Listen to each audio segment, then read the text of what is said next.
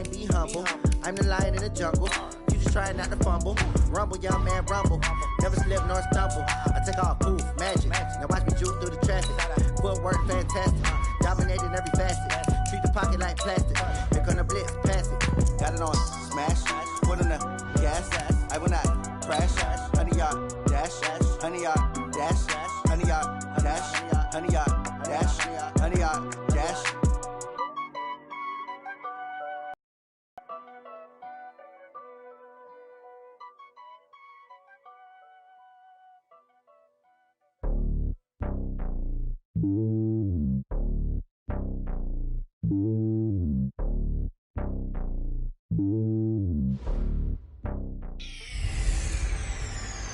Hey everybody, it's the coach, and this is Monday Night Football on EA Sports. Coming up next, we've got what should be a good one between the Chicago Bears and the Indianapolis Colts.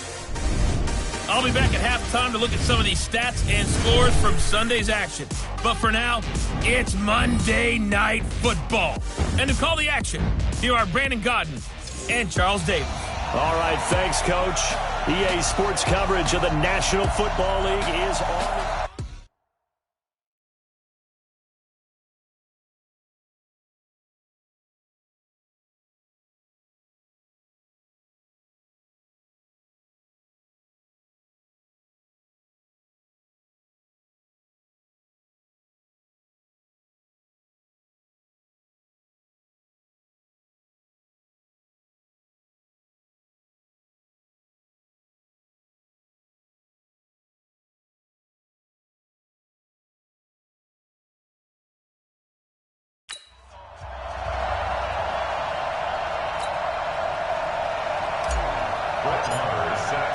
The first 2 months of the regular season down. What will the final two bring us as we're off in Week 9?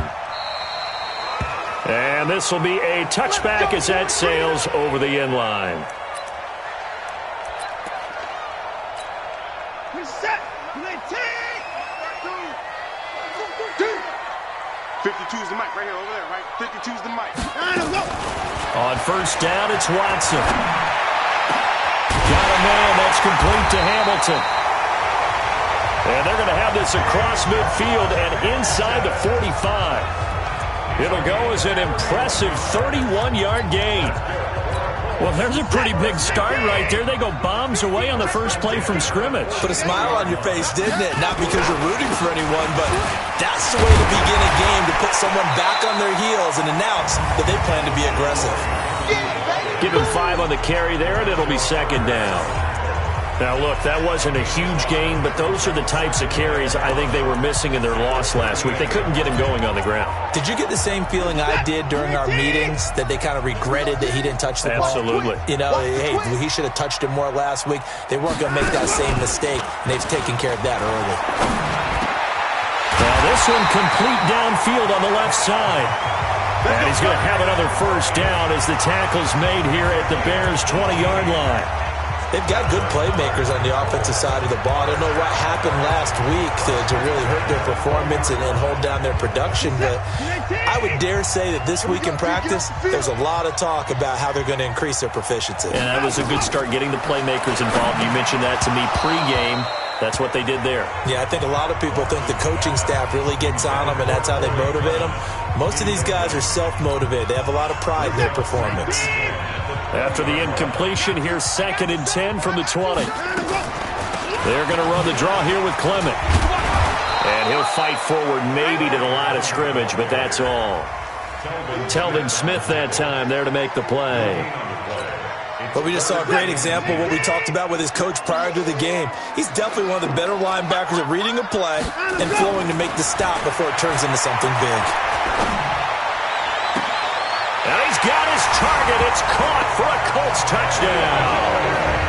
Kenny Golladay, his 5th touchdown now on the year. And they are able to strike first here on their opening drive. This is a crew, they've come out flat their last 2 games, both losses, but just judging by the energy level, they look different here early, and that touchdown shows how. Yeah, it seems to me that touchdown gets them off the treadmill. Because, you've been on the treadmill. I've seen you work out.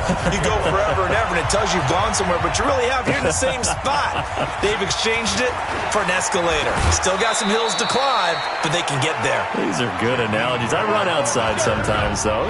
Get some fresh air, a little sun on your face. A little wind in there. Yeah, that's right.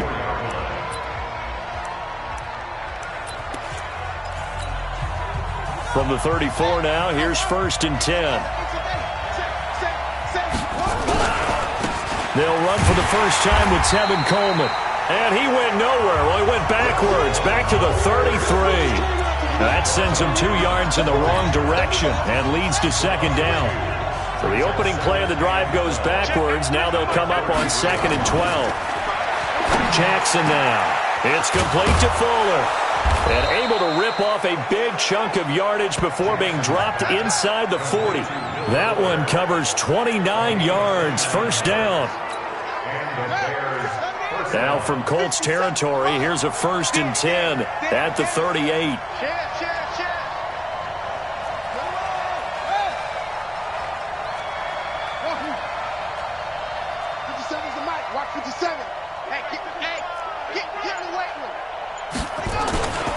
Jackson is going to fire one deep, middle of the field. And that is incomplete. Showed off the arm strength there, but to no avail. 2nd down. Defensively here, you're facing a top 5 team in terms of points scored in the NFL. So when they're that high-powered, you've got to find a way to hold them under 20, because to me, that's the magic number. 20-point score gives yourself you give yourself your best chance to win. So if they're up around 24, 28, 30, they could be in some trouble. I think so, because then you turn it into a shootout, and that means your offense has to keep pace. He was well over 100 yards last week. He told us this week, a little ambitious, said he wants to hit that 200 mark. We'll see. Makes sense, though, doesn't it? Have we ever run into a running back that had a great game the week before that didn't think that's just going to naturally continue? Just make sure you feed me the football. And that's what they're all about. Continuity, rhythm, number of carries. Just keep giving it to him. And that's one he's got to be happy to have back. There wasn't a hole open in the zone. You'd have to think on early downs like that 1st down there, need to be a little bit more careful. Yeah, fortunately for him, got a couple more downs to play with.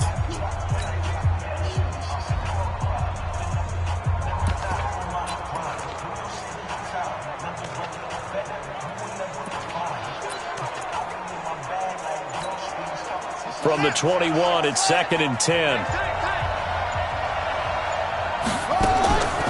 On the draw play, Coleman. He'll have a 1st down inside the 10. And he takes this one in for a Bears touchdown. Tevin Coleman, his 14th touchdown now on the year, as his guys are on the board here in this 1st quarter. I know we don't talk about it enough, but the intelligence level of the guys up front blocking, the offensive linemen, maybe the smartest guys in football overall. Add in a little bit of athleticism and a whole lot of toughness, you've got a lot to deal with, don't you? That's why the guys in the backfield get them really nice Christmas gifts, right? If they're smart, they do. Each team's had it. Each team has scored. 7-7 here as the kick's away. And they will not get a chance to return this one as it's through the end zone for a touchback. Here comes the Indianapolis offense now as they get set to take over. And that last drive, a long drive, but not just that. They had a great air attack going. Do they stick with that? I would think that they would, because if they were confident enough to do it on the last drive, starting backed up in their own territory, why would you change anything? They've got to be confident about what they're presenting and continue to do so. Yeah, because the secondary, they really look clueless. And that was amazing because that drive went and went, no adjustments, and no big plays by the defense to knock the ball away. Here's 2nd and 7 now from the 28. Watson now to throw, and that'll be incomplete. Took a pretty good shot as he tried to pull that one in. Couldn't hang on. 3rd down. They head to the line facing a 3rd and 7 following the incompletion on 2nd down. Out of the gun, Watson. That one into the hands of Hamilton. And he's going to come up a bit short. He needed to get to the 35 for the first, but he only makes it to the 34. Well, we hear so often how tackling has become almost a lost art in the NFL game, but it's so important to tackle well on these receivers, especially in a play like this one. Third down, they gave him the underneath stuff. You got to go and make the tackle right away. Well, he wasn't too far from breaking that. Officially, give him 15, and the Bears take over.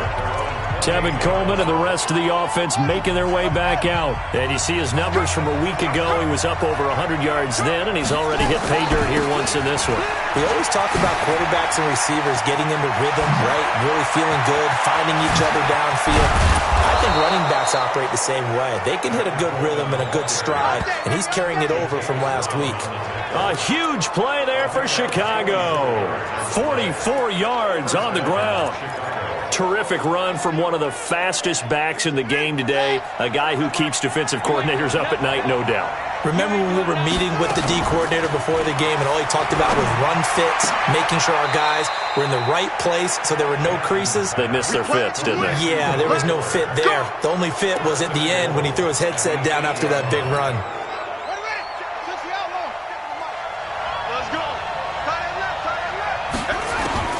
Jackson from the shotgun. Got his man, and it's caught for a Chicago touchdown. Will Fuller, touchdown number 15 on the year. And the Bears have taken the lead. Well, that's about as quick of a passing touchdown as you'll ever see right there. Everyone has a section in their playbook called the quick game. That was a super quick game. Out of the hands of the thrower, bam, right to the receiver, successfully for a touchdown. How in-depth is that quick game part of the playbook? It's pretty in-depth because people want the ball in the hands of the quarterback into the playmaker's hands downfield as fast as possible. There are a lot of plays, a lot of options involved with that. And now Indianapolis set to take the field. And they're coming off a 3-and-out, my friend. I think they've got to look at that play sheet and go to a spot that they haven't gone before. Time to shake things up a little bit to try and get this offense moving. Okay, so how do you do that? How do you shake things up? You look at what you've called before, realize it hasn't worked Go to something else. and maybe you try and find one of those special plays from one of your better players, and maybe try and hit something big and get things going in the excitement area. There are the numbers for Brate from a week ago. 7 catches, 91 yards, and a touchdown. And he was able to haul that pass in there, but he knows he's got a tough task ahead of him. This year, top 5 in the NFL against the pass. He's going to have to really work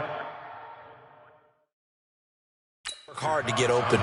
One thing to keep in mind, partner, especially in the second half, when you've got a running back of this size, of these dimensions, I can just tell you, attrition does set in for a defense because you're excited about hitting him in the first half. Maybe not so much in the second half, and some of these shorter gains turn into bigger runs later. No gain on the play there. A nice job.